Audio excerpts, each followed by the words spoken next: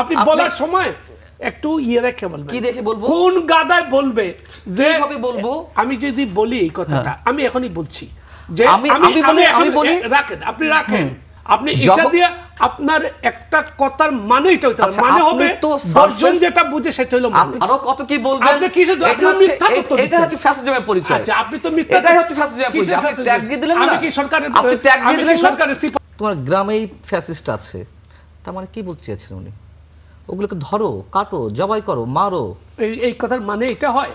অবশ্যই এই কথার মানে এটা না। ফ্যাসিস্ট আমার এখানেই আছে, ফ্যাসিস্ট অন্তরে। ফ্যাসিস্ট তো গণঅভ্যুত্থানের অন্তর্বর্তীকালীন সরকার সম্পর্কে আপনি এমন আপত্তিকর কথা বলবেন না। সালাউদ্দিন ভাই, কেন না, আপনি এটা এর মানে এটা আপনি কোন গাদায় বলবেন? এর অর্থ মানে হলো মানব বিষয়। আচ্ছা, আমি বলি, আপনি বলেন।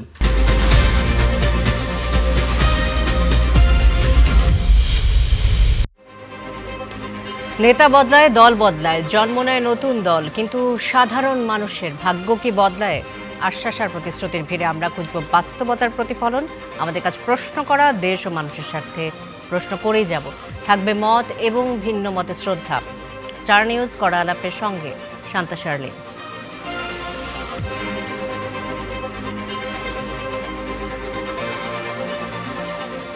দর্শক, বিশ্ব মুক্ত গণমাধ্যম দিবস আজ। প্রতি বছর এই দিনে ৩ মে সারা বিশ্বে বিশ্ব মুক্ত গণমাধ্যম দিবস পালিত হয়। দিবসটির এবারের প্রতিপাদ্য শান্তিপূর্ণ ভবিষ্যৎ গঠন, মানবাধিকার উন্নয়ন ও নিরাপত্তার জন্য সংবাদপত্র স্বাধীনতার প্রসার। বিশ্বের অন্যান্য দেশের মতো বাংলাদেশেও বিভিন্ন কর্মসূচির মাধ্যমে এই দিবসটি পালন করা হয়। বিশ্ব মুক্ত গণমাধ্যম দিবস উপলক্ষে দেশের সাংবাদিকরা পেশাগত অধিকার ও মর্যাদা প্রতিষ্ঠা করতে বিভিন্ন কর্মসূচি পালন করেন। এ বিষয়ে আলোচনার জন্য আজ আমাদের সাথে স্টুডিওতে রয়েছেন ৩ জন সম্মানিত অতিথি। শুরুতেই তাদের সাথে পরিচয় করিয়ে দিতে চাই। আমার ঠিক বাঁদিকে রয়েছেন ইলিয়াস খান, সাবেক সাধারণ সম্পাদক, জাতীয় প্রেস ক্লাব। আমার সাথে রয়েছেন মঞ্জুরুল আলম পান্না, সাংবাদিক। আমার সাথে রয়েছেন সালেউদ্দিন, সাংবাদিক। আপনাদের ৩ জনকেই স্বাগত জানাচ্ছি আজকের কড়া আলাপে। শুরুতেই আলোচনাটা শুরু করতে যাই, যেহেতু বিশ্ব মুক্ত গণমাধ্যম দিবস আজ, যেটি বলছিলাম যে প্রতি বছর এই দিনে আমরা দিবসটি পালন করে থাকি ঠিকই, বৈশ্বিকভাবে গণমাধ্যমের স্বাধীনতার সূচকে আমরা এবার দেখলাম ৩ ধাপ পিছিয়েছে বাংলাদেশ। আমি আপনাদের কাছ থেকে মতামতটা জানতে চাইবো যে এই যে সূচকে এবারও বাংলাদেশের স্বাধীন সাংবাদিকতার পরিস্থিতির যে অবনতি হলো, এটিকে বেশ গুরুতর হিসেবে চিহ্নিত করা হচ্ছে। মঞ্জুরুল আলম পান্না, আপনাকে দিয়ে আলোচনাটা শুরু করতে চাই। বাংলাদেশের গণমাধ্যমের এই অবনতির আসলে কারণ কি, এর দায় কার? আপনার তো প্রশ্ন করা উচিত ছিল যে ৩ ধাপ কমার ঠিক হয়েছে নাকি আরো বেশি বা কম হওয়া উচিত ছিল। আমি তো মনে করি যে এটা তো ২০২৫ সালের রিপোর্ট, তাই না? ২০২৬-এ এসে RSF দিচ্ছে, রিপোর্টার্স উইদাউট বর্ডার্স। কেন এই কথাটা বলছি যে ২০২৫ সালে কি ঘটেনি বাংলাদেশের গণমাধ্যমের ইতিহাসে? নেগেটিভলি ইতিবাচক কিছু আছে? এর আগের সরকারগুলোতে যা যা হয়েছে সেগুলো তো হয়েছেই, এর সাথে বাড়তি যা হয়েছে পৃথিবীর ইতিহাসে আপনি আর কোথাও এমন দেখাতে পারবেন যে কোনো গণমাধ্যম জ্বালিয়ে পুড়িয়ে দেওয়া হয়, তার মধ্যে সাংবাদিকদের আটকে রেখে তাদেরকে জীবন্ত মেরে ফেলার এক ধরনের পরিকল্পনা থাকে? আমরা তো ইতিহাস থেকে জেনেছি যে ইরাকে হালুকা খানের আক্রমণ, হালাকু খান, তো হাজার হাজার বই পুড়িয়ে দেওয়া হলো, লাইব্রেরি পুড়িয়ে দেওয়া হলো, হাজার হাজার বই নদীতে ফেলে দেওয়া হলো। সেই জিনিসটা আমরা বাংলাদেশে দেখলাম। আপনি জিয়াফতের কোনো উদাহরণ সারা বিশ্বে দিতে পারবেন? জিয়াফতের ঘটনা ঘটেছে, অথচ এই বাংলাদেশে একটি নয়, দুটি নয়, তিনটি গণমাধ্যমের সামনে জিয়াফতের ঘটনা ঘটেছে, কথিত জিয়াফত। এবং যে গণমাধ্যমগুলো পুড়িয়ে দেওয়া হলো তারা তো ইউনূস সরকারকেই সমর্থন করে আসছিল, তারপরেও তারা নিস্তার পায়নি। কেন পায়নি? তারাও অন্ধ হয়েছিল। এটি প্রকৃতির বিচার। আমার কথাগুলো শুনতে খারাপ লাগতে পারে। এবং মব এখন তো মানে যার বয়স হয়তো ১.৫ বছর বা ২ বছর, তার কাছেও মব শব্দটা খুব পরিচিত। পৃথিবীর আর কোথাও সাংবাদিকরা মবের শিকার হয়নি। হ্যাঁ, সাংবাদিকরা আক্রান্ত হয়েছেন, সাংবাদিকরা নিহত হয়েছেন, সাংবাদিকরা জেলে গেছেন, সবই ছিল। তার সাথে এর আগে আমি যা যোগ করলাম সেগুলো বাড়তি। অতএব যে 3 ধাপ কমেছে, 152 থেকে 149 নেমে এসেছে।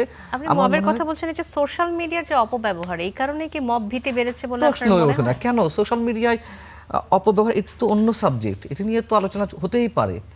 কিন্তু সোশ্যাল মিডিয়াতে কেউ গুজব ছড়িয়েছেন, তিনি মবের শিকার হয়েছেন, বরঞ্চ আমি তো এমনটা দেখিনি। পেশাদার সাংবাদিকরাই মবের শিকার হয়েছেন। আমরা কেন মবের শিকার হলাম? আমাকে কেন কারাগারে নেওয়া হলো? আমি গুজব ছড়িয়েছি?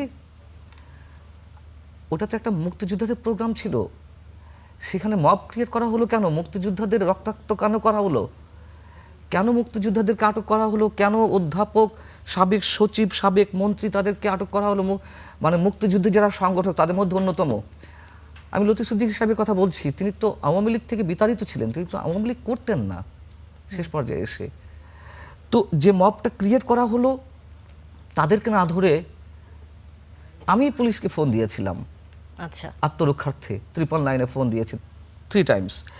একসময় পুলিশ এলো, তাদের কিছু না বলে আমাদেরকে নিয়ে গেল নিরাপত্তার নামে, এবং নিয়ে গিয়ে 12 ঘন্টা বসিয়ে মামলা দেওয়া হলো সন্ত্রাস বিরোধী আইনে। এখন এগুলোকে আপনি কি বলবেন? অন্তর্বর্তী সরকারের সময়ে আপনি যেই অভিজ্ঞতার কথা বলছেন, আমরা সবাই এটা সম্পর্কে অবগত, আরও কয়েকজন সাংবাদিক গ্রেফতার হয়েছিলেন।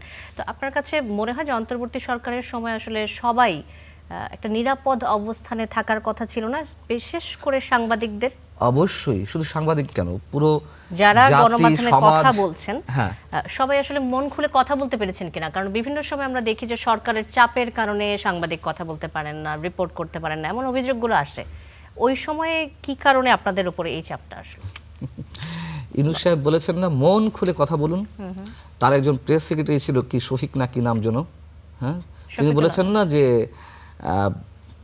স্বাধীন বাংলাদেশের ইতিহাসে সর্বোৎকৃষ্ট ভালো সময় পার করছে গণমাধ্যম, সর্বোৎকৃষ্ট স্বাধীনতা ভোগ করছে গণমাধ্যম, বলেছে না? তার নমুনা এইগুলা। এবং গণমাধ্যমগুলো যেভাবে সেলফ সেন্সরশিপের মধ্যে চলে গিয়েছিল, আওয়ামী লীগের সময় সেলফ সেন্সরশিপের মধ্যে ছিল, কিছু হয়তো সত্য কথা বলা গেছে আওয়ামী লীগের সময়। এখন যেমন আপনি এই মুহূর্তে ওইভাবে আওয়ামীপন্থী কোনো সাংবাদিককে হয়তো ডাকছেন না, তারপরও আগে কিছুটা হলেও লিবারেল পরিবেশটা এসেছে। হ্যাঁ, তখন তো যারা আওয়ামী লীগ করেছে তাদেরকে ডাকাই হতো না। আপনি মনে করুন এর আগে, মানে এই গ্রেফতারের ঘটনাগুলো কি কিছুটা এরকম ছিল, আওয়ামী পন্থী হওয়ার কারণে তাদেরকে টার্গেট আমি করা বোধহয় হয়েছে? আপনাকে বোঝাতে পারছি না, অথবা আপনি বুঝতে পারছেন, যে কোনো একটা, হয়তো আমি বোঝাতে পারছি না। বিষয়টা হচ্ছে যে তখন গণমাধ্যমে ন্যূনতম স্বাধীনতা ছিল না, এবং গণমাধ্যম অটোমেটিক্যালি সেলফ সেন্সরশিপের মধ্যে চলে গিয়েছিল 100%। আওয়ামী লীগের সময় আপনি যদি বলেন, আমি বলবো 80% বা 70% সেলফ সেন্সরশিপের মধ্যে ছিল। আর ডক্টর ইউনূসের 18 মাস 100% সেলফ সেন্সরশিপের মধ্যে ছিল। সোশ্যাল মিডিয়ায় কিছু সমালোচনা হয়েছে, সোশ্যাল মিডিয়াতে আমিও কথা বলতাম, সেখান থেকে হয়তো টার্গেটেড হলাম। বিষয়টা হচ্ছে যে আপনি তো মুক্তিযুদ্ধ শব্দটা উচ্চারণ করতে পারতেন না, আপনি বঙ্গবন্ধু শব্দটা উচ্চারণ করতে পারতেন না। আজকে যে দল বিএনপি, তারা তো দাবি করে স্বাধীনতার ঘোষকের দল। হ্যাঁ, বিএনপিও মুক্তিযুদ্ধ শব্দটা উচ্চারণ করতে পেরেছে কিনা বলুন তো, জিজ্ঞাসা করুন তো বিএনপি কোনো শীর্ষ নেতাকে ডেকে নিয়ে এসে। তারাও পারেনি, তারা কৌশল অবলম্বন করেছে। তারপর মুক্তিযুদ্ধ শব্দ উচ্চারণ করলেই মনে হচ্ছিল যে ফ্যাসিবাদের দোসর। কেন আওয়ামী লীগ কি তার জমিদারি নিয়েছিল, মুক্তিযুদ্ধের তালুকদারি নিয়েছিল? কেন এইভাবে? বরঞ্চ আওয়ামী লীগের যে পৈতৃক সম্পত্তি মুক্তিযুদ্ধ, এটা ডক্টর ইউনূস প্রমাণ করে দিয়েছেন। মুক্তিযুদ্ধ শব্দ উচ্চারণ করা যাবে না, স্বাধীনতা নিয়ে উচ্চারণ করা যাবে না, আমাদের গণমাধ্যমের সত্য কথা উচ্চারণ করা যাবে না, কিছুই করা যাবে না। তারা অ্যাকচুয়ালি একটা ভয়ের পরিবেশ তৈরি করতে চেয়েছিল, এবং এর পেছনের কারণগুলো তো জানেন যে ডিপ স্টেটে খেলা ছিল পিছনে। শেখ হাসিনা সরকারের মানে পরিবর্তনটা অবশ্যই প্রয়োজন ছিল, কিন্তু যে অবস্থায় যেভাবে হয়েছে পিছনে নীল নকশা করে টরে, এগুলো নিশ্চয়ই প্রয়োজন ছিল না। যাই হোক, আমরা গণমাধ্যম নিয়ে কথা বলছি। আপনি এই যে মত দ্বিমতের স্বাধীনতা, আপনার ট্যাগলাইন এই প্রোগ্রামের, এখনো কি আছে মত দ্বিমতের স্বাধীনতা? আমি বলবো 100% নেই। কথা বলতে গেলে অনেকে এখনো পর্যন্ত একটা মনস্তাত্ত্বিক চাপ ফিল করেন। জি। তো আর ডক্টর ইউনূসের সময় সোশ্যাল মিডিয়াতে হাতে গোনা 4-5 জন মানুষ কথা বলতে পেরেছে, এবং যারা কথা বলতে পেরেছে ওই 4-5 জনের মধ্যে 2 জন আমরা কারাগারে গেছি, এবং এই 2 জনের বিরুদ্ধেই সন্ত্রাস বিরোধী আইনে মামলা দেওয়া হয়েছিল।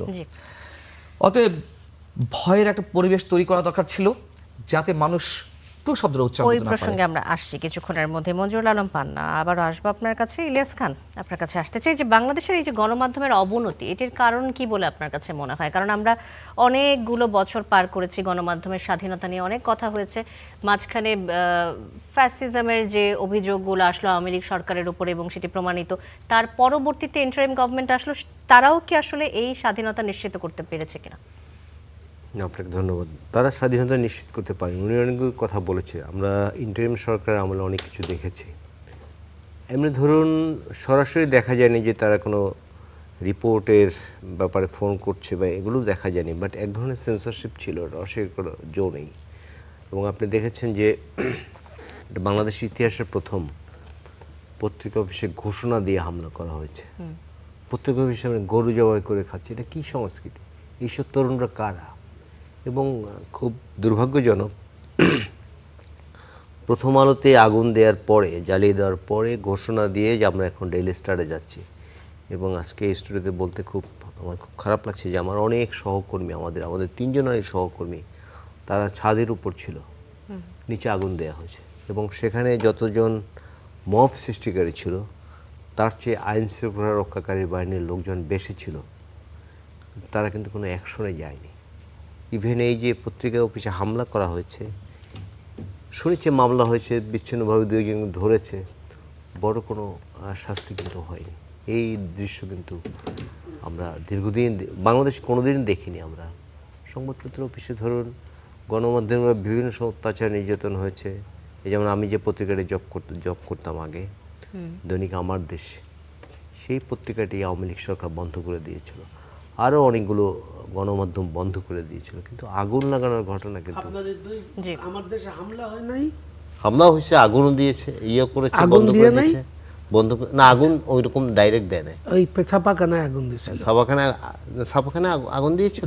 আমি তখন চায়নায় ছিলাম, কিন্তু আমি যখন এই পত্রিকাটি বন্ধ করে দেওয়া হয়েছিল, কারণ হচ্ছে সত্য কথা তারা বলেছে। আওয়ামী যে দুঃশাসন ছিল সেই দুঃশাসনের বিরুদ্ধে কথা বলছে। এবং শুধু আমার দেশ না, কিন্তু ধরুন আরো অনেকগুলো গণমাধ্যম, আপনার সম্পাদক রক্তাক্ত জখম হয় নাই? আমার সম্পাদক তিনি দীর্ঘদিন বাংলাদেশের ইতিহাসে বোধহয় কি বলে যে আমি জানি না অন্য কেউ এতদিন জেল খেটেছেন, তিনি কিন্তু দীর্ঘদিন জেল খেটেছেন, দীর্ঘদিন, এবং অনেকটা বিনা বিচারে তার উপর হামলা করা হয়েছে।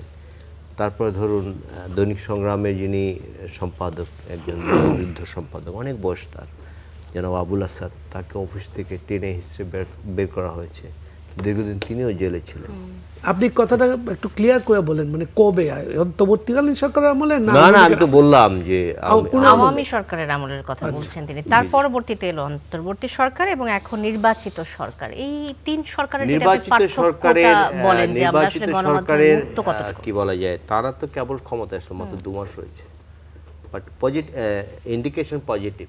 গণমাধ্যমের উপর বারবার মাননীয় প্রধানমন্ত্রী তিনিও বলেছেন, তথ্যমন্ত্রী তিনিও বলছেন যে গণমাধ্যমের উপর কিন্তু কোনো ধরনের, এবং আমরা যতটুকু জানি এখন পর্যন্ত কোনো ব্যবস্থা নেই। ইভেন যে প্রধানমন্ত্রী নিয়ে কার্টুনও হচ্ছে এবং তিনি সেটা অ্যাপ্রিসিয়েট করছে, এটি কিন্তু খুব পজিটিভ দিক। বাট আগে কিন্তু কেউ কোনো কথা বলবে সরকার প্রধানের বিরুদ্ধে, শেখ হাসিনার বিরুদ্ধে, সেটি কিন্তু চিন্তাও করা যেত না। আমরা আশা করতে চাই, এবার তো 3 ধাপ পেছনে গিয়েছে, উনি বলেছেন এটা কিন্তু আগের সরকারের আগের বছরের রিপোর্ট, এটি কিন্তু এই বছরের রিপোর্ট নেই। আমরা ভালো কিছু আশা করছি। এবং আপনি তো জানেন যে এখন যে সরকারটি রয়েছে, গণমাধ্যম তো একসময় বন্ধ করে দেওয়া হয়েছিল আওয়ামী লীগের আমলে। আপনি জানেন যে 1975 সালে 4টি পত্রিকা রেখে সব বন্ধ করে দেওয়া হয়েছিল, সেটি কিন্তু এসে আবার চালু করছেন শহীদ রাষ্ট্রপতি জিয়াউর রহমান, তার সন্তানই এখন প্রধানমন্ত্রী। আমরা আশা করতে চাই তিনি কি বলে যে গণমাধ্যমের স্বাধীনতা তিনি বিশ্বাস করেন, আশা করতে চাই কি তিনি বিশ্বাস করেন। বিভিন্ন সময় আমরা দেখেছি, এবং আপনি জানেন নিশ্চয়ই, স্টুডিওতে আজকে আমি জানাতে চাই যে দীর্ঘদিন গণমাধ্যমে কেমন স্বাধীনতা ছিল তার কথা কিন্তু বাংলাদেশে তিনি যা বলতেন সেটি বাংলাদেশে কোনো মিডিয়ায় প্রচার করার কিন্তু সুযোগ ছিল না, সেটি বন্ধ করে রাখা হয়েছিল। এটা এর চেয়ে বড় মানবাধিকার লঙ্ঘন কিন্তু আর কিছু নেই। জি, ইলিয়াস খান, আবার আসবো আপনার কাছে। সালেউদ্দিন, আপনার কাছে আসতে চাই। গণমাধ্যমের বিশ্বাসযোগ্যতা তলানিতে এসে ঠেকেছে এমন মন্তব্য করেছেন দ্য ডেইলি স্টারের কনসাল্টিং এডিটর কামাল আহমেদ। তার মতে এর জন্য অন্যতম ভাবে দায়ী হচ্ছে গণমাধ্যমের যে মালিক পক্ষ রয়েছে তাদের হস্তক্ষেপ। তাদের কারণে সরকারের দিক থেকে এখনো পর্যন্ত আসলে অনেকেই মানে তিনি বলছেন যে চাপ অনুভব করছেন না, কিন্তু মালিকদের দিক থেকে সেটা আমরা দেখি। আপনি এই কথার সাথে একমত কিনা? আসলে মালিকদের দিক থেকে কোনো ধরনের চাপ থাকে নাকি আগে আমরা দেখতাম যে মুক্ত গণমাধ্যমের জন্য আমরা সরকারের নিয়ন্ত্রণকে বড় বাধা হিসেবে দেখতাম, যে সরকার হস্তক্ষেপ করছে, আসলেই কি তাই কিনা? আমি আপনার এই বিষয়টা আমি সার্বিকভাবে আলাপ করব। শুধু মালিকদের বিষয় না, আমাদের সংবাদপত্রের সংকটের কথা, গণমাধ্যমের সংকটের কথা আমি সার্বিকভাবে আলাপ করব। এর আগে শুরুতেই আমি একটু, যেহেতু এখানে সবাই দেখছেন, একটু বুঝতে অনেকের ভুল বোঝাবুঝি হতে পারে। আমরা 2023 সাল এই যে স্বাধীনতার সূচক প্রকাশিত হয়েছে ওটাকে একটা আমল ধরব, কারণ 2023 সালেরটা 24 সালে আসছে, 24 সালেরটা 25 সালে আসছে, 25 সালেরটা 26 সালে। 23 সালে আমাদের সূচক ছিল 163তম, মনে রাখবেন। তা আমরা কোন জায়গাতে কতটুকু পিছাইছি না আগাইছি এটা নিয়ে একটা আলোচনা লাগতে পারে। আচ্ছা, অন্তর্বর্তীকালীন সরকারের আমলে আমরা 149-এ গেলাম, তারপরে আমরা 152-তে এখন আসছি। এটা আমি তার পান্নার অধিকাংশ কথার সঙ্গে একমত, কিছু কিছুর সঙ্গে তীব্রভাবে দ্বিমত করি। আর একটা এখানে তাকে এখানে যেহেতু পেয়েছি, এটা আবার একই সঙ্গে সংগতি প্রকাশ করে বলি, তার প্রতি অন্যায় হয়েছিল, মহা অন্যায় হয়েছিল। সে কিন্তু ফেসিবাদের এরকম কোনো দূষর ছিল না। একটা মত প্রকাশ করতে গিয়া সে জেলে গেছে, এরকম আরো অনেকেই গেছে। কিছু ছিল সময়ের দোষ, একটা মবের সংস্কৃতি ছিল, এটা সঠিক। আর সময়ের দোষ ছিল একটা গণ অভ্যুত্থানের পর। আপনি যদি 71-এ যান, মুক্তিযুদ্ধের পরে রাজাকারের কোনো অধিকার ছিল না, কেউ খুঁজে নাই অধিকারের প্রশ্ন। মুক্তিযুদ্ধ রাজাকারের বাড়ি ঘরে জ্বালিয়ে দেওয়া হয়েছে মানুষের আক্রোশ থেকে। এটা 4 বছর 5 বছর পর 10 বছর পরে কেউ জ্বালায় নাই। তাৎক্ষণিক আক্রোশ থেকে অনেক কিছুই ঘটেছে। এটা এখন কিভাবে বিশ্লেষণ করবেন সেটা অন্য বিষয়। তো একটা মবের সংস্কৃতি গড়ে উঠছে। পান্না বলতে গিয়া সে আবার ফেসিবাদকে সমর্থন করেও দুটা কথা বলছে, এই জন্য একটু করতে হয়। সে ফেসিবাদের এই পতনটা প্রয়োজন ছিল না, সে বলছে প্রয়োজন ছিল, আমি তা বলিনি, বলছেন, আমি লিখে রাখছি আপনার কথা। পরিবর্তনটা প্রয়োজন ছিল, এইভাবে না, এইভাবে না, তো কোন ভাবে হইতো? ফেসিবাদের সেটা অন্য কথা। আমি এটা তার মত, তার মতের অধিকার তো তার থাকবে, আমারও মতের অধিকার আছে। ফেসিবাদের পতন এইভাবে হয়, বাংলাদেশে না, সারা পৃথিবী জুড়ে। ফেসিবাদের যেভাবে পতন হয়েছে, হওয়ার দরকার ছিল সেইভাবেই হয়েছে। আচ্ছা, আর আরো কিছু বিভ্রান্তি আছে আমাদের। আসলে আমরা কোনো আমলেই শান্তিতে স্বস্তিতে ছিলাম না, সংবাদপত্র কখনোই স্বাধীন ছিল না। এখন যদি আমি আওয়ামী লীগের আমলে তুলনা করে বলি যে 80% ছিল না, 20% হয়তো ছিল, ওগুলা কেউ পরিমাপ করে নাই। তার দৃষ্টিভঙ্গি একরকম, আমার দৃষ্টিভঙ্গি একরকম। আচ্ছা, আওয়ামী লীগ তো ফ্যাসিজমের উদাহরণ, তো আমরা ওই সময়ের সাংবাদিকতা, আমি আসছি ওই সময়ের সাংবাদিকতা বলে উদাহরণ দিচ্ছি। আমি একটা প্রশ্ন করে ফেলি আপনাকে, কথার শেষের কথায় যাব। জি বলুন। আমি এগুলো একটু বলে নিই, যেটা আমাদের ইলিয়াস বলেছেন, এখানে অতীত সংবাদপত্র অফিস হামলা হয়েছে স্বাধীনতার পর থেকেই। এইবারের যে ঘটনা হয়েছে এটা ছিল ভয়াবহ, যে সংবাদপত্র জ্বালিয়ে দেওয়ার ঘটনা, এটা ভয়াবহ।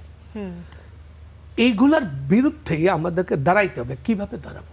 এখন আমি এই যে সংবাদপত্র জ্বালিয়ে দেওয়া হলো, এটি তো আসলে ফ্যাসিজম যখন ছিল তখনকার সময়ের কথা না, এটা ইন্টারিম গভর্নমেন্টের কথা। এই সময় এই ধরনের ঘটনা, এই যে আপনি আবার শুনতে ভুল করেন, আমি বলছি এগুলো আগুন জ্বালিয়ে দেওয়ার ঘটনা অতীতেও হয়েছে। হ্যাঁ অতীতে হয়েছে। এইবার আমি আপনার কথা আমি আপনার কথার সাথে একমত, এবং তারপরে যখন ইন্টারিম গভর্নমেন্ট আসলো তখন তো নিশ্চিত করার কথা ছিল সাংবাদিকতার স্বাধীনতা। প্রশ্ন হলো অতীতে কিন্তু সরকারের সমর্থন হয়েছে, মদদে হয়েছে, উস্কানিতে হয়েছে, সহযোগিতা, আর এটা কাদের সমর্থন আর হয়েছে? এইবার হচ্ছে নিষ্ক্রিয়তায় হয়েছে। আচ্ছা, কেন নিষ্ক্রিয়তার প্রমাণ দিচ্ছি। যারা যারা হামলা করছিল তার অধিকাংশকে গ্রেপ্তার করে এখন বর্তমানে কারাগারে আছে। তখন তাদের বিবেচনা ভুল ছিল, তারা বিবেচনা ছিল এখন যদি আমরা এটা প্রতিহত করতে যাই তাহলে ক্ষয়ক্ষতির পরিমাণ আরো বাড়তে পারে, কিন্তু ওইভাবে যে আগুন লেগে যাবে ওটাকে বোঝা নাই। ওই আগুন লাগার পরে ওই সময় কিন্তু 2 জন উপদেষ্টা ওখানে ছিলেন, কিন্তু পুলিশ এবং সেনাবাহিনী কোনো ভূমিকা নেই, দাঁড়াইয়া দেখেছে। আর অতীতে রাষ্ট্রীয় মদদে কর্তৃত্ব হয়েছে, আমি আর এই দিকে লম্বা যাই না, কিন্তু আপনি যে প্রশ্ন দিয়ে শুরু করলেন সেইটা হলো কি, মির্জা গালিবের একটা কথা আছে যে আমার আয়নায় ময়লা, আমার মুখই ময়লা, আয়না মুছে কি হবে। তা আমরা এই গণমাধ্যমকে সমাজের দর্পণ বলি। এই দর্পণে তো দাগে ভর্তি। কি কি দাগ আমি সেটাই বলি। একটা হলো সামাজিক দাগ, সামাজিক যে সংস্কৃতি আমাদের, এই যে মবের সংস্কৃতি, রাজনৈতিক সংস্কৃতি আমাদের খারাপ, তারপরে অর্থনৈতিক সংস্কৃতি আমাদের খারাপ, আমলাতন্ত্র, লুটেরাতন্ত্র, এগুলা সমস্ত কিছুর কুফল আমাদের গণমাধ্যম।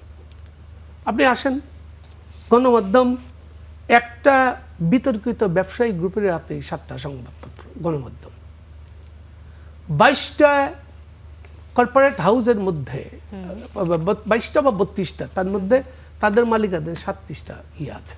আচ্ছা, ফলে সংবাদপত্র আগে প্রথমে মালিকের দর্শনে চলে, কিছু কিছু সংবাদপত্র রাজনৈতিক দর্শনও চলে। ওইসব সংবাদপত্র কেউ পড়ে না, যেমন দৈনিক দিনকাল কেউ পড়ে না, দৈনিক সংগ্রাম কেউ পড়ে না, ওগুলো হচ্ছে রাজনৈতিক পত্রিকা। তো আচ্ছা, এখন যে প্রসঙ্গটা আসছে যে সরকারের দিক থেকে আসলে এখন পর্যন্ত মানে আমরা এখন দেখি না যে গণমাধ্যমের উপর সরকারের দিক থেকে কোনো চাপ আসছে, কিন্তু মালিকদের দিক থেকে একটা চাপের কথা আপনি যে বললেন কিছুক্ষণ আগে, যে তাদের কন্ট্রোলে যখন থাকে তারাও একটা চাপ সৃষ্টি করে। এই চাপটাকে আপনি কি ব্যাখ্যা করবেন? আপনাকে মুক্ত স্বাধীন সংবাদপত্র তো একটা চাপের উপরে আছে না, অনেকগুলো চাপ। সরকার তো একটা চাপ, সরকার চাপ না, সরকার নিয়ন্ত্রণও করে। সরকার কিভাবে নিয়ন্ত্রণ করে? কিছুই করলো না, সরকার খুব ভালো। সরকার গণমাধ্যম মালিকানা নিজেদের ব্যবসায়িক গোষ্ঠীর হাতে মালিকানা দিয়ে দিল, যেটা অতীতে হয়েছে। রাজনৈতিক স্বার্থে মালিকানা হয়, ফলে সে রাজনৈতিক স্বার্থ দেখবে। তো এখন কি এই অবস্থার পরিবর্তন হয়েছে? না, এগুলো তো ঐতিহাসিকভাবে পেয়ে আছে, এগুলো পরিবর্তন করবে কি? এখন নতুন কোনো গণমাধ্যম এখনো আসে নাই, 2-1টা হয়তো আসছে, কিন্তু এগুলো তো ঐতিহাসিকভাবে প্রাপ্ত। আর আপনি যদি বেশি প্রশ্ন করেন তাহলে উত্তর কিন্তু সঠিকভাবে দিতে পারবো না। আমি আগে কথাগুলো শেষ করে নেই, আপনি একটু কম প্রশ্ন করলে। আমার আসলে কিছু জিনিস জানার ছিল, আমি আবার আসবো আপনার কাছে। মঞ্জুরুল আলম পান্না, আপনার কাছে আসছি। ইন্টারিম গভর্নমেন্ট নিষ্ক্রিয় ছিল, তাই এই ধরনের মবের মতো ঘটনা ঘটেছে এবং সংবাদপত্রগুলো জ্বালিয়ে দেওয়া হয়েছে, অফিসগুলো জ্বালিয়ে দেওয়া হয়েছে, এই ধরনের ঘটনা ঘটেছে। এই কথার সাথে আপনি একমত কিনা? আসলে নিষ্ক্রিয়তার কারণে এটা হয় নাকি আর কি কি কারণ হতে স্রেফ পারে? ইন্ধন, স্রেফ ডিরেকশন। বিকজ সাবেক প্রধান উপদেষ্টা ডক্টর ইউনূস নিজেই তো মব কুস্কি দিয়েছেন শুরুতেই। যখন কিছু রাজনৈতিক দল অথবা ওই সাবেক ছাত্র সমন্বয়কদের বিভিন্ন দাবি দাওয়া ছিল ইত্যাদি ইত্যাদি, তখন ডক্টর ইউনূস বলেছেন না, তোমার ঘরেই তো ফ্যাসিস্ট আছে, তোমার গ্রামেই ফ্যাসিস্ট আছে। তার মানে কি বলতে চেয়েছেন উনি? ওগুলোকে ধরো, কাটো, জবাই করো, মারো। এই কথার মানে এটা হয়? অবশ্যই এই কথার মানে এটা না। ফ্যাসিস্ট আমার এখানেই আছে, ফ্যাসিস্ট অন্তরে, সমাজে, গড়ে। এর মানে এটা না যে মারো কাটো। আপনি এরকম আপনি বলছেন মব তো তোমার ফ্যাসিস্ট তোমার ঘরের উত্থানের অন্তর্বর্তীকালীন সরকার সম্পর্কে আপনি এমন আপত্তিকর কথা বলবেন না। সালাউদ্দিন ভাই কেন না, আপনি এটা এর মানে এটা আপনি কোন গাদায় বলবেন? এর অর্থ মানে হলো মারো কাটো। বিষয়। আচ্ছা আমি বলি, আপনি বলেন। আপনি বলার সময় একটু ইয়ে রেখে বলবেন। কি দেখে বলবো? কোন গাদায় বলবে যে কিভাবে বলবো? আমি যদি বলি এই কথাটা, আমি এখনই বলছি যে রাখেন, আপনি রাখেন, আমি এখনই বলছি এখানে ফ্যাসিস্টের উত্তরসূরি আছে, ফ্যাসিস্ট আছে। এর মানে আপনাকে জবাই করতে বলি নাই। আপনি এটা দিয়ে আপনার একটা কথার মানে এটা হইতে হবে, মানে হবে দর্শন যেটা বুঝে সেটা হলো মানে। আপনি তো সারফেসটা বলছেন, কোন কথা পরিপ্রেক্ষিতে বলেছিল বলেন তো আপনি? আপনি বলেন না, কেন আপনি বলেন না, আমি তো এরকম কথা আপনি শুনিই নাই। আচ্ছা, আপনি বলেন মঞ্জুরুল আলম পান্না, আমি তো অবশ্যই দেব। আপনি শুনেননি, না শুনে কাউন্টার দিচ্ছেন। এখানে আপনি ডক্টর ইউনূসের পক্ষ হয়ে কথা বলছেন, এবার বলেন না।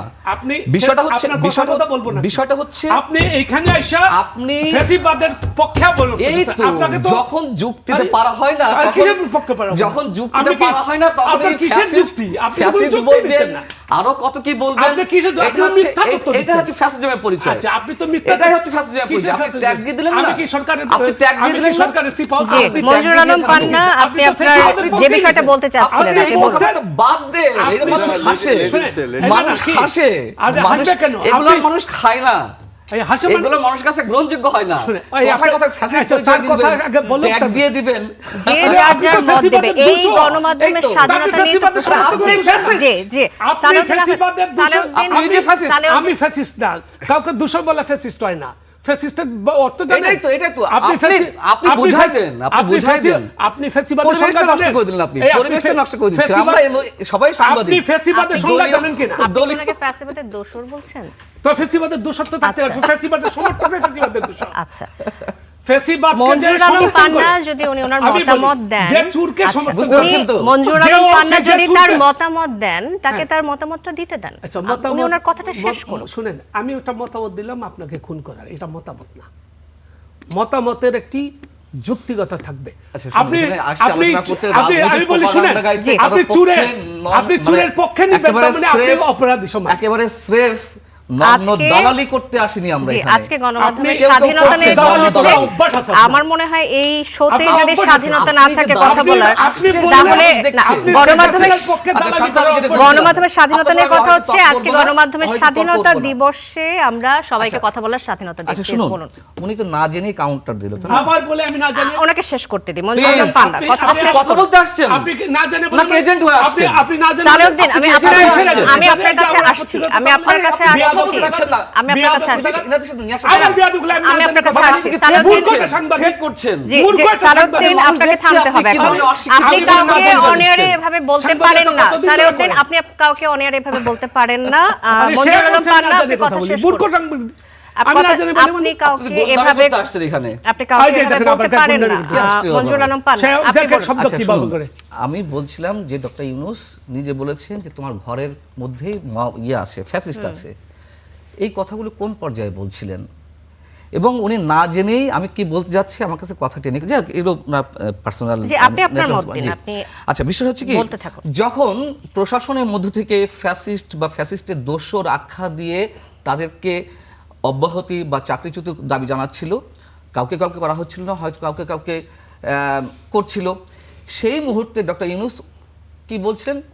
ফ্যাসিস্ট তোমার ঘরের মধ্যেই আছে, তারপর তাদেরকে তুমি ধরো। আপনি কি বুঝতে পারছেন এটা ইনসিডেন্টটা? তো আমি শুধু প্রশাসন থেকে ধরবো, তাড়াবো তা না, তোমার গ্রামে আছে, তোমার ঘরের পাশে আছে। তার মানে উনি ইনডাইরেক্টলি বলে দিচ্ছেন। সো মবকে তো উৎসাহিত করেছেন, নিষ্ক্রিয়তা নয়, নিষ্ক্রিয়তা নয়। আরেকটা কথা কি, আমরা কথায় কথায় ৭১ টানি, কথায় কথায় মুক্তিযুদ্ধ টানি, এগুলো একটা ম্যাটিকুলাস ডিজাইন। একটা শব্দ দিয়ে গেছেন না ডক্টর ইউনূস, খুব ভালো শব্দ দিয়েছেন। শেখ হাসিনার সরকার স্বৈরাচার হতে পারে, কর্তৃত্ববাদী সরকার হতে পারে, ফ্যাসিস্টও হতে পারে। আপনি ফ্যাসিস্টকে সমর্থন করবেন নাকি যুদ্ধাপরাধীদের সমর্থন করবেন? আপনি কথায় কথায় ৭১কে নিয়ে আসবেন, আপনি কথায় কথায় এই সরকারের সঙ্গে, মানে এই আওয়ামী লীগ সরকারের সঙ্গে রাজাকারদের তুলনা দিবেন কেন? এটাই হচ্ছে ম্যাটিকুলাস ডিজাইন। আওয়ামী লীগের গুণগান গাইতে এখানে আসেনি। আওয়ামী লীগের অসংখ্য অপরাধ আছে, অসংখ্য অপকর্ম আছে, সেগুলো শুনতে চাচ্ছি, সবই শুনতে হ্যাঁ। চাচ্ছি, কার কোন সরকারের আমলে গণমাধ্যম থেকে ছিল সেই কথাগুলো শুনতে শুনুন। চাই। জি, আবারও আসবো আপনার কাছে। আমি ইলিয়াস খান আপনার কাছে একটু আসতে চাই। এক সময় সাংবাদিকরা রাজনীতিবিদদের সঠিক পথে রাখতে, চাপে রাখতো, আমরা দেখতাম সব সময় যে কঠিন কঠিন প্রশ্ন করতো। সেই প্রশ্ন আমরা এখন আর করতে পারি না, পড়তে গেলে কথা আটকে যায়। বা যদি আমরা বলি এখন অবস্থার পরিবর্তন কিছুটা হলে হচ্ছে, কিন্তু রাজনীতিবিদরা যখন দলবাজ না হয়ে সাংবাদিক হওয়ার আহ্বান জানায়, আমরা যেটা দেখলাম অর্থমন্ত্রী আমির খসরু মাহমুদ চৌধুরী তিনি বিএনপির বলেছেন, মহাসচিব বলেছেন। জি, গণমাধ্যম কর্মীদেরকে দলবাজি থেকে দূরে থাকার পরামর্শ দিয়েছেন, যে বিএনপির সাংবাদিক হন না, সাংবাদিক হন, এমনটা বলছেন। কিন্তু সাংবাদিকদের অবস্থান আসলে এই জায়গায় কেন গেল, এই পর্যন্ত কেন গেল যে না, এটা তো অস্বীকার করার উপায় নেই। রাজনীতিবিদদের আসলে এই কথা বলতে যখন হচ্ছে। সোসাইটিতে পচন ধরে, সর্বত্রই ধরে, সাংবাদিক কিন্তু সোসাইটির বাইরে নাই। এবং আপনি যে বললেন যে সাংবাদিকরা নেতাদের তুষ্ট করে কথা বলে, এর বড় উৎকৃষ্ট নয়, নিকৃষ্ট উদাহরণ। এবং সারা পৃথিবীর মানুষের এটি হাসির খোরাক ছিল যে আগে যিনি প্রধানমন্ত্রী ছিলেন শেখ হাসিনা, তার সাংবাদিক সম্মেলনে যারা যেতেন, নিশ্চয়ই আপনিও দেখেছেন, আমরা স্টুডিওতে আসি এবং অনুষ্ঠান যারা দেখছেন সবাই দেখেছেন, স্রেফ কার্টুন ছবি ছিল। ঠিক সারা দেশের মানুষের, সারা দেশ না, বাঙালি যে যেখানে আছে সবাই, এটি আমরা যেরকম কৌতুক দেখি না, ভানুর কৌতুক আমরা শুনতাম, এরকম একটা মানুষের কাছে খুব আনন্দদায়ক একটি বিষয় ছিল যে কত টাইপের তেল সাংবাদিকরা দিতে পারে এবং আমাদের মর্যাদা অনেক ক্ষুণ্ণ করেছে। আর ঠিকই বলেছেন, সাংবাদিকদের তো নিশ্চয়ই দায় আছে, নাইলে উল্টো রাজনৈতিক নেতারা কেন বলবেন? এবং একজন বলেননি, কিন্তু দুজন বলেছেন। বিএনপির মহাসচিব বলেছেন, মাননীয় অর্থমন্ত্রীও বলেছেন যে সাংবাদিকদের জি, আমির খসরু মাহমুদ চৌধুরী বলেছেন, এটাই বলছিলাম যে বিএনপির সাংবাদিক হন না, এটা আমাদের সাংবাদিক হন, এমন কথা দুর্ভাগ্যজনক। এটি আপনি নিশ্চয়ই জানেন যে সাংবাদিকদের সাথে আমার একটা বিলিভ আছে, কিন্তু একদম নেকেডলি পলিটিক্স করা, যদি পলিটিক্স করে তাহলে সাংবাদিকদের বাদ রেখে আমি মনে করি পলিটিক্স করা উচিত। পলিটিক্স যদি সাংবাদিকতা এবং পলিটিক্স একই সঙ্গে করে, যদিও অনেক উদাহরণ আছে কিন্তু, এবং শুধু বাংলাদেশে না, পৃথিবীব্যাপী আছে। পলিটিক্স করেছে, সাংবাদিকতা করেছে। এই যে ইত্তেফাকের যিনি সম্পাদক ছিলেন তোফাজ্জল মানিক মিয়া সাহেব, তারপর ইত্তেফাকের যিনি এখন সম্পাদক আনোয়ার হোসেন মঞ্জু, উনি তো এখন বোধহয় সম্পাদক ভাই, উনি চালান আর কি। হ্যাঁ, এরকম অনেক উদাহরণ আছে। যেমন এবিএম মুসা, তিনি একসময় কিন্তু আওয়ামী লীগের টিকিটে এমপিও হয়েছিলেন। তারপরে আছেন ধরুন আরও এরকম অনেকে আছেন। এই কারণে আমার মনে হয় যে এই কথাগুলো তারা বলেছেন এবং তারা যথার্থই বলেছেন। আপনি যদি দলীয় সাংবাদিক হন, আপনার কিন্তু একটু আগে ভাই সালে ভাই দলীয় পত্রিকা নিয়ে বলেছে, ধরুন একটি দলের, ধরুন বিএনপির কথা বা দিনকালের কথা বলেছেন। বিএনপিতে দেশে 3 থেকে 4 কোটি মানুষ সাপোর্ট করে বা তার বেশিও হতে পারে, কিন্তু পত্রিকা কতটা চলে সেটি আমরা সবাই জানি। একইভাবে আগে ছিল বাংলার বাণী, জি, সব দলীয় পত্রিকাগুলো কিন্তু একই অবস্থা। সুতরাং আমি মনে করি সাংবাদিকরা দিন শেষে সবাই ভোট দেয়, আমাদেরও ভোট দিতে হবে বা একটি আদর্শ আমি লালন করতে পারি। বাট একদম নেকেডলি দল করা বা দলে কি বলে যে দলের স্থিতি করা সবসময় এটি সাংবাদিকদের জন্য শোভন বলে আমি মনে করি না। এবং নিশ্চয়ই তাদের দৃষ্টিগোচর কিছু হয়েছে যে বিষয়ের কারণ তারা বলেছেন আপনার বিএনপির সাংবাদিক, আসল সাংবাদিকতা বলতে যা এই বোঝায় যে দলবাজি সেটি করে। তেলবাজি না করে অনেক সময় সৎ সাংবাদিকতা করে গাড়ি বাড়ি করা যায় কিনা এমন প্রশ্ন চলে আসে, কিংবা সরকারি প্লট, বিদেশ ট্যুর, এগুলো সম্ভব কিনা, এই ধরনের প্রশ্ন কিন্তু চলে আসে, আমরা যদি নিজেদেরই সমালোচনা করি। সেটি সৎ সাংবাদিকতার ভালো পাওয়া যায়। এই যে আপনি প্লটের কথা বললেন, তো ম্যাক্সিমাম সাংবাদিক পেয়েছে এবং সবাই যে দলবাজি করেছে তা কিন্তু না। এবং দুই দলেরই, ধরুন বাংলাদেশে দুই পন্থী সাংবাদিক আছে, আমার বলতে বাধা নেই, বিএনপি পন্থী এবং আওয়ামী লীগ পন্থী, সবাই ম্যাক্সিমাম লোক কিন্তু প্লট পেয়েছে। বাট বিদেশ ট্যুর যেটি বলেছেন এটি তো শুধু বাংলাদেশে না, সারা পৃথিবীব্যাপী আছে। ধরুন কী বলে, মার্কিন যুক্তরাষ্ট্রের প্রেসিডেন্টের সঙ্গে যে সাংবাদিক যায়, তিনি তো নিশ্চয়ই তার সঙ্গে ঘনিষ্ঠ যারা বা তার দলের প্রতি যারা একটু বা তাদের পক্ষে। এবং আপনি দেখেছেন মার্কিন যুক্তরাষ্ট্রের প্রতিটি নির্বাচনের সময় পত্রিকা গণমাধ্যমগুলো কিন্তু ঘোষণা দিয়ে যে আমরা রিপাবলিকানদের সাপোর্ট করব বা আমরা ডেমোক্র্যাটকে সাপোর্ট করব। এটি কিন্তু আছে, সারা বিশ্বব্যাপী আছে। বাট বাংলাদেশের সাংবাদিকতার ক্ষেত্রে নানা প্রবলেম রয়েছে, নানাবিধ সংকট রয়েছে। সংবাদপত্রের মালিক কারা এটি আপনার দেখতে হবে। একটু আগে কথা এসে আমার 10টা বিজনেস আছে, আমি বিজনেস সেভ করার জন্য একটি পত্রিকা বের করলাম বা একটি টেলিভিশন স্টেশন বের করলাম। তো এই যে দেখুন যে ঋণ খেলাপিদের নাম ছাপা হচ্ছে, যে পত্রিকা মালিক ঋণ খেলাপি তার নামটি বাদ দিয়ে অন্য সবার নাম ছাপা হচ্ছে, এটি তো সাংবাদিকদের বিশ্বাসযোগ্যতা নষ্ট হচ্ছে। এবং সাম্প্রতিককালে বাংলাদেশে এই প্রবণতাটা আরও বেড়েছে।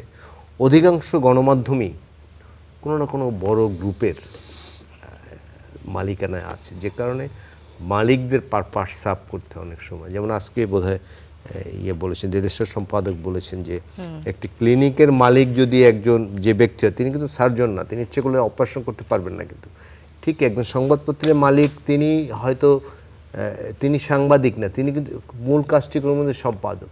কিন্তু আমাদের এখানে কিন্তু এই কালচারটি এখনো গড়ে ওঠে না, যে আমার টাকা দিয়ে আমি গণমাধ্যম বের করেছি, আমার মতোই চলবে, এরকম এই ধারণা কিন্তু ঠিক না। আবার আসবে আপনার কাছে ইলিয়াস খান। সালেহুদ্দিন, আপনার কাছে আসতে চাই।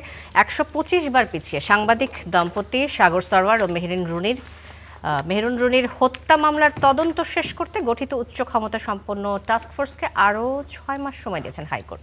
2012 সালে আমরা যদি রিকল করি, তারা মারা গিয়েছিল নিজ বাসায়। এই যে আওয়ামী আমলে প্রভাবশালীদের হস্তক্ষেপে এই মামলার তদন্ত প্রতিবেদন বারবার পিছিয়েছে, সেটা ধারণা করা হতো। কিন্তু আওয়ামী লীগ সরকার পতনের পর অন্তর্বর্তী সরকার এসেছে এবং তারাও তদন্ত প্রতিবেদন দিতে পারেনি, এবং বিএনপি সরকার পারবে কিনা তা আমরা এখনো বলতে পারছি না, সেটি বলার হয়তো এখনো সময় আসেনি। তো অন্তর্বর্তী সরকারের আমলে কাদের চাপ ছিল যে এই সাগর রুনির হত্যার মামলা কোনো অগ্রগতি হলো না? আচ্ছা শুনেন, এই মামলায় আমি অ্যামিকাস কিউরি হিসাবে উচ্চ আদালতে বক্তব্য রেখেছিলাম। আমি ওই মামলার বিষয়ে আমি কিছু লেখাপড়া তৎকালীন সময়ে করেছিলাম। এই মামলার আলামতগুলো তখনই ধ্বংস করে দেওয়া হয়েছে। আপনি বাইরে, তখন পশ্চিমা দুনিয়ায়, মানে আমি ব্রিটেনের কথাই বলি, একটা খুনিকে নানানভাবে খুনিকে ধরার চেষ্টা করা হয়। যেখানে খুন হয়, তদন্ত কর্মকর্তারা এসে খুঁজেন একটা চুল যদি পাওয়া যায়, যে খুন করে তার একটা না একটা চুল পড়ে, আচ্ছা, একটা চুল যদি পাওয়া যায় বা কোনো একটা আলামত যদি পাওয়া যায়, সেটার থেকে পরীক্ষাগারের মাধ্যমে বের করা হয় খুনিটাকে। এটা শুরুতেই এই মামলার আলামতগুলো ধ্বংস হয়ে গেছে।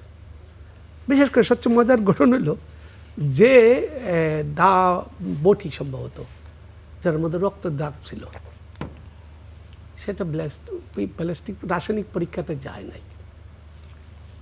তাহলে কার হাতের চাপ ছিল, কার পায়ের চাপ ছিল, এগুলা কিছুই তৎকালীন সময় সংরক্ষণ করা হয় নাই।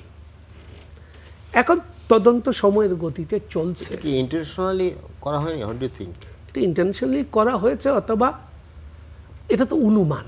এই যে কিছু অনুমান দিয়ে কথা বলতে নাই। যেমন ধরেন আমি বললাম এইখানে এই গ্রামে সন্ত্রাসী আছে, তার মানে এই না আমি সন্ত্রাসীদেরকে খুন করতে বলতেছি। ফলে সবসময় অনুমান দিয়ে কথা বলতে হয় না, ধারণা দিয়ে কথা বলতে হয় না। বলার সময় আমি একজন লোককে কতটুকু অপরাধী বেনে ফেলবো। ডক্টর ইউনূসের এই মুহূর্তে ক্ষমতায় নাই, আমি তার দালালি করছি না, ক্ষমতা থাকলে দালালি হইতো।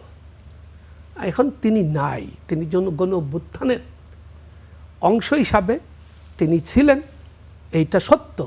তারা বলে মব সংস্কৃতি হয়েছে, তার এখানে মাজার ভাঙ্গা হয়েছে, একটা সনাতন ধম্বলবিনে আগুনে পুড়িয়ে মেরা হয়েছে। এগুলো প্রত্যেকটা জিনিসই ব্যর্থতা, ডক্টর ইউনূসের ব্যর্থতা। কিন্তু এর মানে এই না যেন প্রথম আলো ডেইলি স্টার তার এখানে অগ্নিকাণ্ডের জন্য ডক্টর ইউনূসকে দায়ী করে নাই, বলেও নাই, তার ইশারায় হয়েছে। যেটা উনি মারতে মাসির দৌত্ব বেশি, ওরা বলছে নিষ্ক্রিয়তা। আমি এখনো বলি নিষ্ক্রিয়তা ছিল। নিষ্ক্রিয়তা এক জিনিস, আর মদত ইশারা আরেক জিনিস। ফলে একটা ফেসিবাদ মুক্ত সমাজে আপনি এই ফেসিবাদের পতনের পর একটা মানুষ যখন মারা যায়, মৃত বাড়িতে এক ধরনের চেহারা থাকে। আপনি যেটা বললাম যে 71-এর মুক্তিযুদ্ধের সময় একরকম চেহারা ছিল, একটা অভ্যুত্থানের একটা চেহারা থাকে। তো ওইগুলা ওই চেহারার সুফল বা কুফল। এবার আমি আসি আপনার মূল জায়গায়। আমাদের গণমাধ্যমের প্রকৃতপক্ষে কোনো নীতিমালা নেই। 3000-এর উপর সংবাদপত্র গণমাধ্যম আছে বাংলাদেশে। তার প্রাতিষ্ঠানিক কাঠামো কয়টা আছে? কয়টার প্রাতিষ্ঠানিক কাঠামো আছে? একটা হচ্ছে প্রাতিষ্ঠানিক কাঠামো, একটা হচ্ছে সম্পাদকীয় নীতিমালা। 10টা 20টা, আমি ধরলাম সর্বোচ্চ 100টা। বাকিগুলো তো প্রাতিষ্ঠানিক কাঠামোর বাইরে। আপনার হাজার হাজার মফস্বল সাংবাদিক আছে, হাজার হাজার, 5টা 10টা পত্রিকার বা গণমাধ্যমের বাইরে অন্যরা ওই সাংবাদিকদের যে মাসে একটা বেতন দিতে হবে ওটা দিতে পারে না। তাহলে ওদেরকে আমরা কি পালতেছি? ওরা তো, ওদের তো একটা সন্তান আছে, পরিবার আছে, সংসার আছে, তাহলে ওরা সংসার চালাচ্ছে কিভাবে? তার মানে টাউট টাউট একটা অংশ, সবাইকে না, কিছু অংশ তো টাউট, যারও তো অবস্থা সম্পন্ন আছে সে টাউটগিরি করবে না, কিন্তু যার নাই আর ওই পেশায় যে আছে ও তো অন্য কোনো, ওই যে একটা কথা ছিল না, যার নাই কোনো গতি সে হয় ওই উকিলাতি, একটা কথা ছিল না? আবার সংবাদপত্রের এই অবস্থা হয়েছে।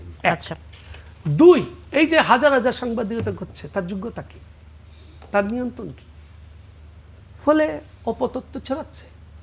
আচ্ছা, গণমাধ্যমের যে এই গতানুগতিক চেহারা বদলে গেছে। 90-এর দশকের আগে একরকম ছিল, 2000 দশকের একরকম, এখন এই মুহূর্তে একরকম। আমরা 90 দশকের সাংবাদিকতা শুরু করছি আজকে 33 বছর আগে, তখন ছিল প্রিন্ট ভার্সন। তারপরে এই গত এক যুগের বেশি সময় আসা, এক যুগের বেশি সময় ধরে আসছে অনলাইন ভার্সন। 2000 দশকে আপনার আসছে টেলিভিশন মিডিয়া, আর এই গত এক যুগ ধরে আসছে অনলাইন ভার্সন। যে এই ডিজিটাল ভার্সনের কারণে, এর বাইরে গণমাধ্যমের এইটার বাইরে, এই ডিজিটাল ভার্সনের কারণে আপনার কি মনে হয় মেইন ধারার যে আমাদের প্রধান ধারার যে গণমাধ্যম এটা অনেক বেশি প্রভাবিত হয় এবং আমরাও আসলে ওইদিকে ধাবিত হচ্ছি? আমি বলছি এই ডিজিটাল ভার্সন তো হচ্ছে গণমাধ্যমেরই একটা পার্ট, কিন্তু এর বাইরে যেটা গণমাধ্যমের অংশ হিসাবে ধরা হয় সামাজিক যোগাযোগ মাধ্যম। আজকেই সামাজিক যোগাযোগ মাধ্যমে দেখবেন ফটোকাটের ছড়াছড়ি হচ্ছে। আপনার এই স্টার নিউজ, তো জি, স্টার নিউজের নামে দেখবেন ফটোকাট আছে, অথচ স্টার নিউজ এই ফটোকাট করে নাই। আপনার ওটার জন্য ফ্যাক্ট চেকিং রয়েছে বেশ কিছু। আপনি কয়টা লোক ফ্যাক্ট চেকিং করে এটা দেখবে? কিছুক্ষণ আগে আমি একটা দেখলাম যে স্বরাষ্ট্রমন্ত্রীর নামে একটা ফটোকাট হয়েছে। ওই ফটোকাটে কি বলছে যে স্বরাষ্ট্রমন্ত্রী বলছেন উনি 72-এর সংবিধান নিয়ে কি কথা বলবেন, বেগম জিয়ার কথা বলছে, উনি তো সংবিধানই বোঝেন না। তা এই স্বরাষ্ট্রমন্ত্রী সালাউদ্দিন এই কথা বলবেন? বলেন নাই, কিন্তু ফটোকাট হয়েছে। তো এরকম অপতথ্য, অপসাংবাদিকতা আছে। তো সাংবাদিকতা আওয়ামী শাসনও ছিল না। আওয়ামী শাসনের পরবর্তী যে শাসনগুলো আমরা দেখেছি ওই সব শাসনগুলো তো ওই রকম আসলে মুক্ত স্বাধীন সাংবাদিকতা ছিল না। সাংবাদিকতা নানান বেড়াজালে বন্দী, মালিকের বেড়াজালে বন্দী, রাজনৈতিক স্বার্থে বন্দী, লুটেরা শ্রেণীদের কাছে বন্দী, আমলাতন্ত্রের কাছে বন্দী, এরকম নানান বন্দী দশায় সংবাদপত্র আছে। এই বন্দী দশার থেকে মুক্ত করার কোনো উদ্যোগ নাই। এই প্রতি বছর আপনি স্বাধীনতা সূচক প্রকাশ করবে, আর প্রতি বছর, আজকেও খুব মিঠা মিঠা সুন্দর কথা শুনছি, আগামী বছর শুনবেন, তারপরের বছরও শুনবেন। কিন্তু একটা গণমাধ্যম কীভাবে প্রাতিষ্ঠানিকীকরণ হবে, তার জবাব দিয়ে তা কিভাবে প্রতিষ্ঠিত হবে। যেমন ধরেন আমি আসবো এই প্রসঙ্গে, আমি একই প্রসঙ্গে আসছি আপনার কাছে আবারও। মনজুর আলম পানা, আপনার কাছে আসতে চাই যে গণমাধ্যমের স্বাধীনতা নিয়ে তো এতক্ষণ ধরে কথা হচ্ছে, আসলে মুক্ত গণমাধ্যম কতটুকু বলতে পারে এটি নিয়েও কিন্তু একটা প্রশ্ন চলে আসে। যেমন ধরেন সোশ্যাল মিডিয়ার কথাটা যেমন বলছিলেন সালেউদ্দিন, যে সোশ্যাল মিডিয়াতে আমরা নানা ধরনের কথা দেখি, অপতথ্য দেখি, গুজব ছড়ানোর যে বিষয়গুলো দেখি, সেই সাথে আরেকটা বিষয় কিন্তু দেখি, কে কতটুকু বলবে তার কোনো সীমা নেই, যার মুখে যা আসছে সব কিছু বলে দিচ্ছে, এবং সেটিরও একটা প্রভাব আমরা হয়তো আমাদের মেইন স্ট্রিম মিডিয়াতেও অনেক সময় দেখতে পাই। এটির সাথে আপনি কি যোগ করবেন, এবং মুক্ত গণমাধ্যম চর্চায় সংবাদ মাধ্যম কর্মীর করণীয় কি? সংবাদ মাধ্যম কর্মীর করণীয় কিছু নেই, সংবাদ কর্মকর্তাদের করণীয় অনেক কিছু আছে। হ্যাঁ, যে মানুষটি ফিল্ডে যায়, যে রিপোর্টার ফিল্ডে যায়, তাকে সবক দিয়ে দিই আমরা যে তুমি এইভাবে নিয়ে আসবা।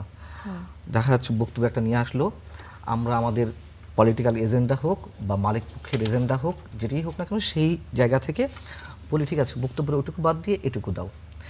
কর্মীদের আসলে আসলে কিছু করার নেই, মাঠ পর্যায়ে সাংবাদিকদের কিছু করার নেই। হ্যাঁ, মনে করুন যে আমি যখন ফিল্ড সাংবাদিকতা করেছি তখন যে কোনো এক মালিক পক্ষ বলছে আমি একটা জায়গায় 1 মাস ধরে যাওয়া আসা করেছি একটা ইনভেস্টিগেটিভ রিপোর্টে, যাদের বিরুদ্ধে করেছি তারও আবার গণমাধ্যম ছিল আর কি। হ্যাঁ, তো আমি এসে বললাম, মানে খোদ মালিক আমাকে কাজটা দিয়েছে, অ্যাসাইনমেন্টটা, স্যার হয়ে গেছে, এবং আমি আমার জায়গা থেকে করেছি, সাংবাদিকতার দৃষ্টিকোণ থেকে, অনুসন্ধানী সাংবাদিকতা। আচ্ছা কতটুকু হয়েছে, রাখো, আরও করো। এই 1 সপ্তাহ 2 সপ্তাহ 1 মাস ধরে করেছি। একটা পর্যায়ে যার দুর্নীতি বা যার অপকর্ম যাদের বিরুদ্ধে করছি তারা একসময় আমাকে প্রপোজাল পাঠালো মোটা অঙ্কের টাকা। যাই হোক, নিজেকে এখানে মানে সাধু সন্ন্যাসী হিসেবে উপস্থাপন করতে চাই না। তো একটা সময় আমি হাসতে হাসতে মালিককে বললাম, আচ্ছা ঠিক আছে রাখো মানে নিউজ রাখো, আমাকে শুনে দিবা। তো একটা পর্যায়ে উনি আর কিছু বলে না। আমি তখন বুঝলাম যে আমার নিউজটা কিল্ড হয়ে যাচ্ছে, এবং আমি খুব মানে ট্রমাটাইজড হয়ে পড়লাম, ট্রমার মধ্যে চলে গেলাম, আমি চাকরি ছেড়ে দেবো। বাই দ্য বাই শুনলাম যে উনি আমাকে যা অফার করা হয়েছিল উনি তার 10 গুণ লেনদেনের মাধ্যমে ওটা আর দেয়নি। বিষয়টা হচ্ছে কি, আপনি সব জায়গায় পলিটিক্স থেকে শুরু করে ব্যক্তি স্বার্থ, বিজ্ঞাপন, বাণিজ্য। শুনুন, আমি সংক্ষেপে একটা কথা বলি 1 লাইনে। এই যে আমাদের যে রাষ্ট্র ব্যবস্থা, পেটি বুর্জোয়া রাষ্ট্রে প্রত্যেক সরকারই চাইবে গণমাধ্যমকে নিয়ন্ত্রণ করার। এটা স্বাভাবিক মানে আমি বৈধতা দিচ্ছি না, এটা স্বাভাবিক। কিন্তু সাংবাদিকদের বা সংবাদ মাধ্যম কিংবা গণমাধ্যমকে মেরুদণ্ড সোজা করে দাঁড়াতে হবে, চ্যালেঞ্জ করে। আপনি এই গণমাধ্যমটি স্টার নিউজ 10 কোটি টাকা ইনকাম করছে, আর্ন করছে মাস শেষে, সে এক্সাম্পল, তিনি 10 কোটি টাকা আর্ন করতে চান নাকি 1 কোটিতেই উনি সন্তুষ্ট থাকবেন, এটা নির্ধারণ করতে হবে। চাহিদার তো শেষ নেই। সো আমি যদি 10 কোটি 20 কোটি 30 কোটি আর্ন করতে চাই, ইলিগাল আর্ন, সো আমি তো যা ইচ্ছে তাই করবো, আমি অপসাংবাদিকতা শেখাবো আমার সাংবাদিকদের। কিন্তু আমি যদি মনে করি যে না, আমি 1 কোটিতেই 50 কোটিতেই আমি থামবো, আমার মনে হয় খুব বেশি করা লাগবে না, গণমাধ্যম এমনি মানে স্বাধীন হবে। স্বাধীন মানে পুরোপুরি স্বাধীন হবে না, এটা পুরোপুরি কখনোই স্বাধীন হবে না, মাত্রাটা হয়তো বাড়বে। আচ্ছা, এই মুহূর্তে এই যে নির্বাচিত সরকারের আমলে আপনার কি মনে হয় স্বাধীনতাকে একটু হলেও পেয়েছে কিনা বা বেড়েছে? এখনো তো মূল্যায়নের সময়টি আসেনি, 3 মাসও হয়নি, 2.5 মাস সবে মাত্র। তবে এর মধ্যে 2-1টি বক্তব্য যা এসেছে আমাদের, সেটি সুখকর কিছু নয়। সম্ভবত তথ্য প্রতিমন্ত্রী উনি বলেছেন যে এই সমালোচনা করলে আমরা এই ধরনের ব্যবস্থা নেব, সাইবার সিকিউরিটি অ্যাক্টের কথা সম্ভবত উনি বলেছেন। চিফ হুইপের বিরুদ্ধে একজন ফেসবুকে লেখালেখি করলো, তার বিরুদ্ধে মামলা হয়ে গেল, আটক হয়ে গেল, কোনো ধরনের তদন্ত ছাড়াই, মামলা হওয়ার সঙ্গে সঙ্গে আটক। এটা তো আর বিধান হতে পারে না। আচ্ছা, এখনও যে সাংবাদিকেরা আটক আছেন, মনে করেন যে সাংবাদিক শাহরিয়ার কবির, সাংবাদিক ফারজানা রূপার, শাকিল আহমেদ, মোজাম্মেল বাবু, কিংবা ইলিয়াস ভাইদের সাথে রাজনীতি করেছেন শওকত মাহমুদ, আচ্ছা 18 মাস 20 মাস ধরে কেন জামিন পাবে না? সাংবাদিক মানে মাহমুদ সাহেব, আমি বলছি আমাদের সমাজে, হ্যাঁ মাহমুদুর রহমান,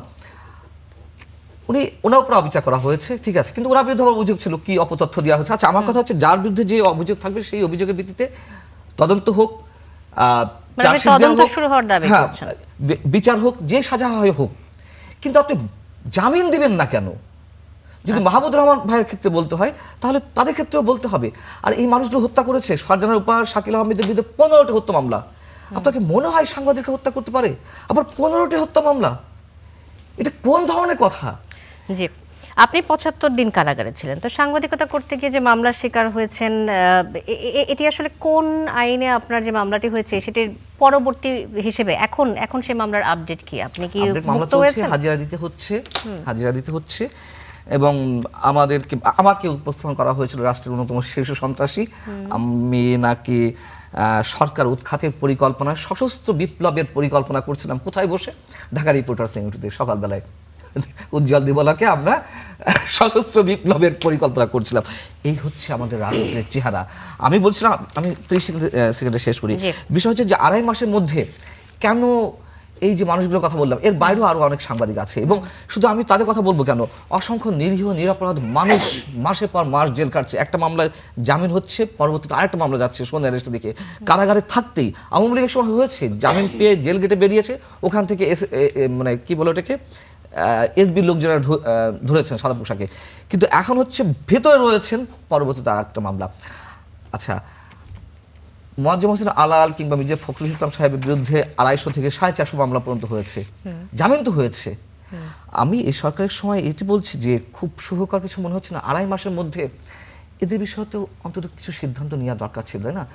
হয়রাজ প্রধানমন্ত্রী বলছেন যে বিনা অপরাধে কেউ আটক থাকবেন না, আর সেখানে আমাদের অ্যাটর্নি জেনারেল রাষ্ট্রের শীর্ষ আইন কর্মকর্তা, তার কাছে বিবিসি জিজ্ঞাসা করলো যে এসব মামলা কি অবস্থা, উনি বলছেন নো কমেন্ট, আমি পেন্ডিং মামলা সম্বন্ধে কোনো কমেন্ট করবো না। বলুন তাহলে কি অবস্থা? তার মানে ভিতরে আসলে অপরাধ বিনা অপরাধ যেটি হোক সব তদন্ত হয়ে এই ব্যাপারগুলো প্রক্রিয়াধীন আসা উচিত। এই প্রসঙ্গে আসবো। ইলিয়াস খান, কিছু যোগ করতে চান কিনা আপনি এই প্রসঙ্গে? এবং আরেকটি বিষয় নিয়ে আসি, শাহবাগ থানার সামনে আমরা ঢাকা বিশ্ববিদ্যালয়ের সাংবাদিক সমিতির কয়েকজন সদস্যকে বেধড়ক মারধর করেছে এমন অভিযোগ ছিল ছাত্রদল নেতাকর্মীদের বিরুদ্ধে। ওই ঘটনায় পুলিশ মামলা নিতে চায়নি, এ বিষয়ে সংসদেও কথা হয়েছে। এখন গণমাধ্যম কর্মীদের ওপর ক্ষমতাসীনরা চড়া হয় সকল আমলে আমরা দেখেছি, কিন্তু এর কারণ কি শুধুমাত্র সত্য প্রকাশ, নাকি সাংবাদিকদের দলবাজি বা হলুদ এটা সাংবাদিকতা? 2 ধরনের বক্তব্য পাওয়া গেছে এবং ছাত্রদল এবং শুধু ছাত্রদল না, গণমাধ্যমে অনেকে কমপ্লেন করেছে সাংবাদিকতার আড়ালে তারা একটি দলের সাপোর্ট করছে। এবং আমি একটি ভিডিও দেখেছি, হয়তো একজন সাংবাদিক একজনকে ধাক্কা দিয়েছে, ছাত্রদল এক ছেলেকে, সে আবার পাল্টা ধাক্কা দিয়েছে। এবং স্পেসিফিক অভিযোগ, আপনি যে সংগঠনের কথা বলেছেন, আমি এই সংগঠনের সাধারণ সম্পাদক ছিলাম এবং আমি যাদের সঙ্গে সংঘর্ষ হয়েছে তাদের সাথেও কথা বলেছি। তবে যাই হোক, আমি মনে করতে চাই বা আমি মনে করি যে সাংবাদিকদের উপর কি বলে যে আক্রমণ করা ঠিক না, কোনো ক্ষেত্রেই না, কিন্তু বিভিন্ন সময় হয়, কিন্তু আমরা দেখেছি। আর বিশ্ববিদ্যালয়ের ছাত্র যারা, তারা একটু তরুণ, তারা সব কিছু চিন্তা ভাবনা করে না। আমি বিশ্বাস করতে চাই যে সকল সাংবাদিককে তারা চেনেও নি, কারণ এখানে বিশেষ করে সাংবাদিকদের সাথে ভালো সম্পর্ক থাকে নেতৃস্থানীয় যারা সাধারণ কর্মীদের সাথে কিন্তু অত জানাশোনা থাকে না। কারণ ছাত্রদল ধরুন কয়েক হাজার নেতাকর্মী আছে ঢাকা বিশ্ববিদ্যালয়ে, সুতরাং যারা ওখানে ছিল সংঘর্ষের সময় সবাই যে নেতৃস্থানীয় সেরকম কিন্তু না। সুতরাং চিনে মেরেছে বা ইচ্ছাকৃত এরকম কিন্তু বিষয়টা নাও হতে পারে। সুতরাং এটি কালার দেওয়ার সুযোগ নেই যে ছাত্ররা ইচ্ছে করেই মেরেছে, সেটি ভাবার সুযোগ নেই। তবে আমি মনে করি যে কোনো ভাবেই হোক সাংবাদিকদের উপর যদি তিনি কোনো দৃষ্টিকটু কোনো ভূমিকা পালন না করেন, ধরুন আমি একটু সাপোর্ট করি, আমি যে একদম দলীয় নেতা কর্মীর মতো যদি একটা আচরণ করি, সেটি যদি না করে কোনো সাংবাদিকের উপর ধরনের আক্রমণ বা ধরনের তাদেরকে নাজেহাল করাটা ঠিক না। বাট থানা যে মামলা নেয়নি সেটি আমি মনে করি ঠিক করেনি, মামলা নিতে হবে। ইলিয়াস খান, ধন্যবাদ আপনাকে। সালেউদ্দিন, আমি একেবারেই শেষের পর্যায়ে আছি, একদম 30 সেকেন্ডে যদি আমাদেরকে একটু বলেন, চেষ্টা করবেন আর কি 30 সেকেন্ডের মধ্যে, আমার অনুরোধ আপনার কাছে। যাবে না। জি, প্রথম কথা হলো আমাদের সাংবাদিকদের সম্পর্কে যে কথাগুলো উঠছে, যারা জেলে আছে তাদের বিরুদ্ধে যে মিথ্যা মামলাগুলো হচ্ছে এগুলো অন্যায়। এবং আপনি জানেন আমাদের আইনেও মিথ্যা মামলাকারীর শাস্তি দেওয়া উচিত। তারা হত্যা করছে এটাকেও বিশ্বাস করবে না, কিন্তু তার সাংবাদিক ছিল না, তার সাংবাদিকের পোশাক পরা ছিল, সাংবাদিকের লেবাসদারি ছিল। আমরা অনেকেই এখানে বসে থাকি এক সাংবাদিকের লেবাস পরে, কিন্তু আমরা কিন্তু সাংবাদিক না। কেন এই লেবাসগুলো আমরা ধারণ করি? এই দালালিকতা কেন করি? অবৈধ রুজির জন্য, স্বার্থের জন্য কিন্তু করি। তাহলে তারা যে অবৈধ যারা করেছে সবাই না, যারা অবৈধ দালালি করে অবৈধ রুজি করে আজকে করেছে, তাদের ওইটার বিরুদ্ধে তদন্ত হইতে পারে।